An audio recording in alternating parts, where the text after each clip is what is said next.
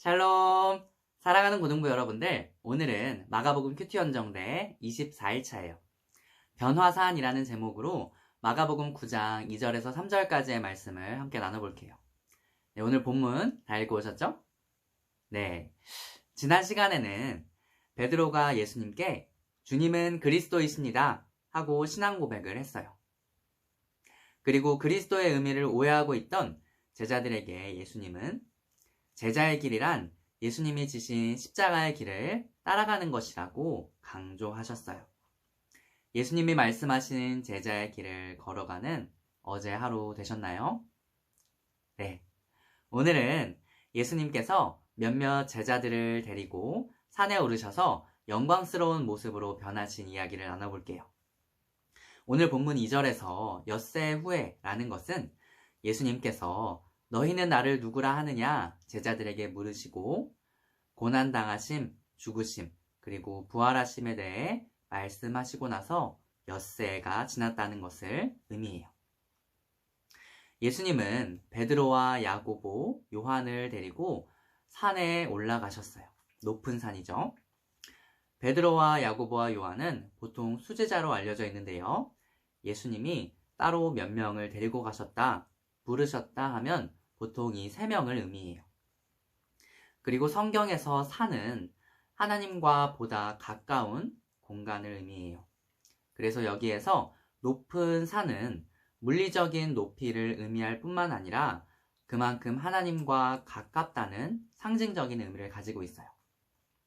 산에 올라가셨는데 예수님의 모습이 변했어요. 예수님의 옷이 너무너무 하얗게 빛났어요.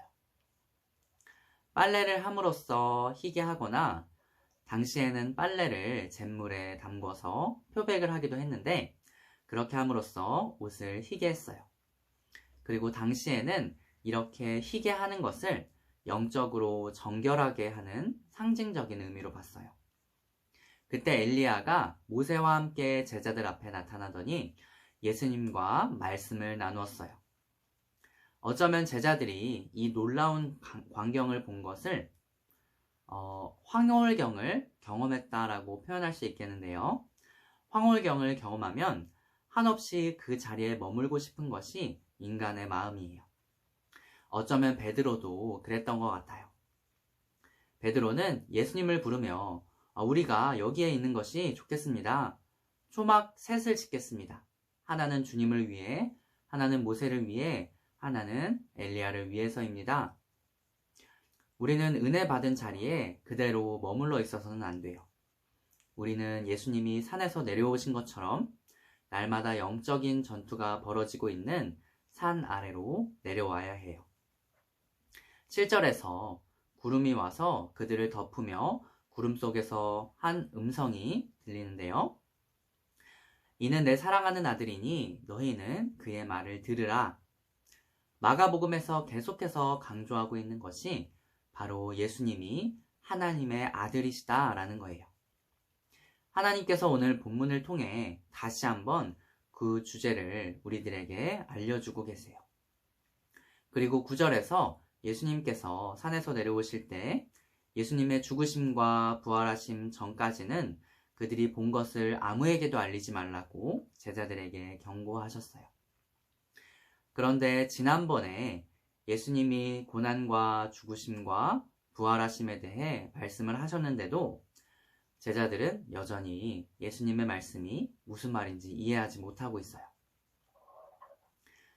그리고 당시 사람들은 메시아의 죽으심과 부활하심을 통한 종말 전에 엘리야를 보내주시겠다라고 하는 말라기 4장 말씀을 알고 있었어요. 제자들은 또한 당연히 알고 있었겠죠. 그런데 본문 10절에서 9절과 10절에서 예수님께서 죽으심과 부활하심에 대해 말씀을 하시니까 11절에서 제자들이 서기관들의 주장을 이야기해요. 예수님, 서기관들은 왜 하나님 나라가 임하고 메시아의 죽으심과 부활하심이 있기 전에 엘리야가 먼저 와야 한다고 말하는 거죠.